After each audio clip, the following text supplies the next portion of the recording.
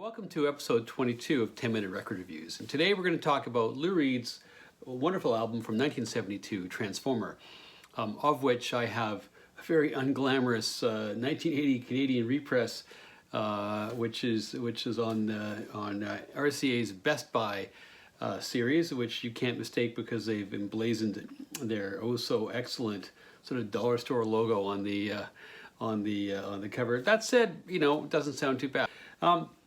So what to expect from this album if you're not familiar with it? It's Lou Reed, so you're going to get, you know, quirky, very kind of sexually accepting, intimate lyrics. I guess you could call it a concept album. It's essentially devoted to being liberated from what we would, I guess, today call you know, cisgender roles. So Transformer was produced by two real heavyweights, David Bowie, of course, and his guitarist at the time in his Ziggy Stardust phase, Mick Ronson.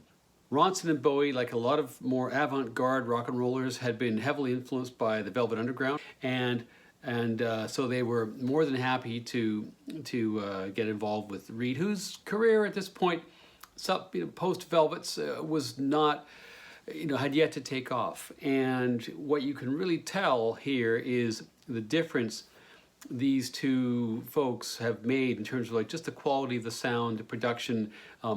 It sounds a lot, probably not by accident, like the sound on Ziggy Stardust, David Bowie's classic album from the same year. There's also Klaus Voormann on bass, and he's the guy, if you know your rock history, he is the guy who drew the cover art on the Beatles album Revolver. But he was also a bass player of some renown, played a lot of session bass through the 60s and through the 70s, and he's here. Other folks of note in this record include Thunder Thighs, which was a three-woman backup group who provide those memorable background vocals on Walk on the Wild Side and some other places in the album as well. It's a paradoxical album because it's put out in 1972, and as I mentioned, the sort of gender bending or whatever you want to call it, themes of the album are pervasive. It's a very edgy album for 1972 in terms of what was socially accepted and current. But at the same time, it's his biggest commercial success, and interesting, I guess, shows, you know, the ways in which music can sometimes be a spearhead for other kinds of social change.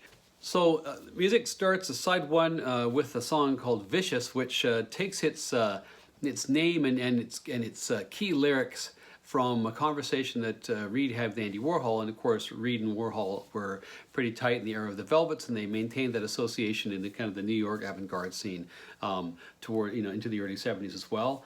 It's a nice song about someone nasty. It's, you know, got lyrics about swallowing razor blades and so on. And anyway, it introduces you to a lot of the attitudes and sort of disposition of the album sort of right off the bat.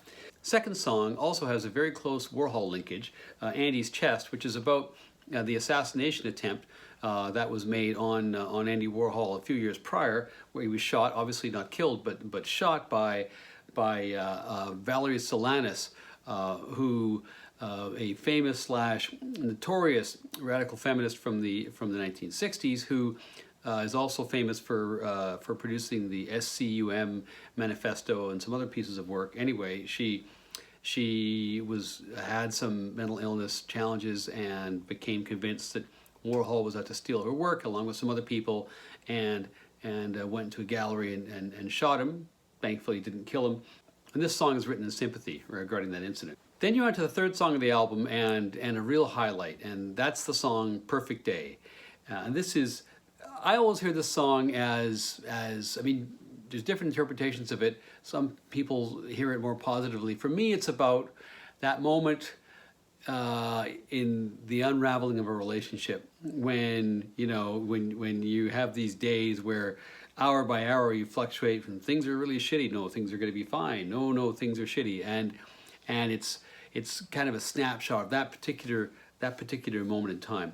It's a lovely song. It's at its strongest, I think, as are so many of the points on this album, when it's just Lou Reed's very vulnerable voice accompanied by piano. I'm not totally convinced by the choruses, which I think are kind of overdone. Mick Ronson got a string section in there.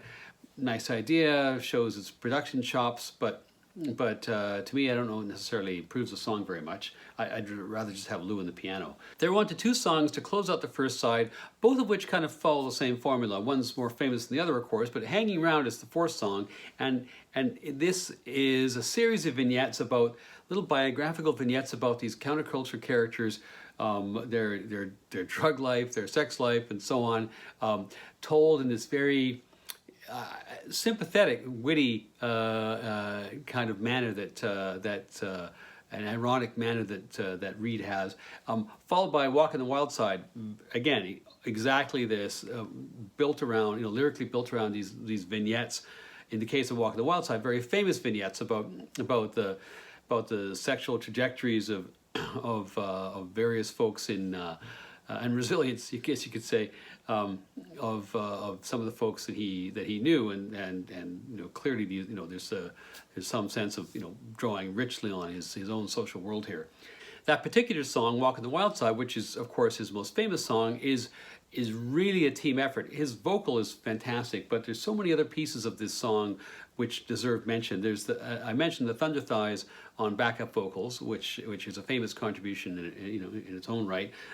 Herbie Flowers plays stand-up bass, which is with that wonderful sort of sliding bass figure that really defines the song from the very first seconds. Mick Ronson's overall arrangement, and then one thing which amuses me is also the sax solo, which again is an iconic piece of that particular song and in rock history.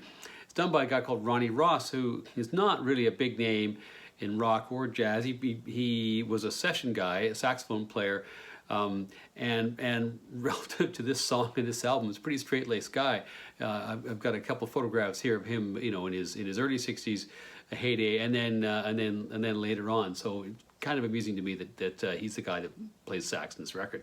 Side two, the first song is Make Up, and this is another song which fits entirely with this whole kind of breaking down boundaries, sexual boundaries and other boundaries, sort of concept that characterizes this album, which it's exactly as the title says, about putting on makeup and coming out. So make it out what you will. That's exactly what it's about, and it's again, it's all about Reed's delivery. It's fantastic. Satellite of Love. This apparently was a Velvets era song, which was written around that time, and then gets reworked by Reed for this particular record. It's that great combination, a simple combination of Reed's voice and a simple piano accompaniment. There's some other instrumentation here, and then ultimately lots of other pieces come in, including David Bowie on backup vocals, and which you could, that little sort of ooh piece in the background during the fade out is Bowie, along with some of the other kind of higher harmonies. Pretty hard to miss once you realize it's him. It's quite obvious that it's him, but it wasn't the first, certainly the first few times I heard the album. Wagon Wheel, which is a real glam rock sounding song. It sounds a lot like T-Rex. In fact, just if it almost jumps off a T-Rex album, I think. It's about the most straight-ahead rock and roll song that there is in the whole record. And the Thunder Thighs, again, are on here doing some great backup work. New York Telephone Conversation, it's a famous Lou Reed song. It's cute. It's a bit lightweight, but there it is. And then we're on to the final two songs of the album. I'm So Free, which is this a fantastic upbeat song, complete with like hand claps and not really a mood I always associate with Reed, but it really, really works. Very kind of uplifting, just a happy kind of a song. And then finally, Goodnight Ladies, which is again back to the whole theme, is a very kind of a campy campy theme, campy delivery, a little bit melancholy as well. So overall, I give this album 4.5 stars out of 5. I might have liked a little bit less camp and quirk and a little bit more rock and roll, but there's not much to complain about here. Lou Reed was never as great before as he was in this album, and arguably was never as great again. So highly recommended.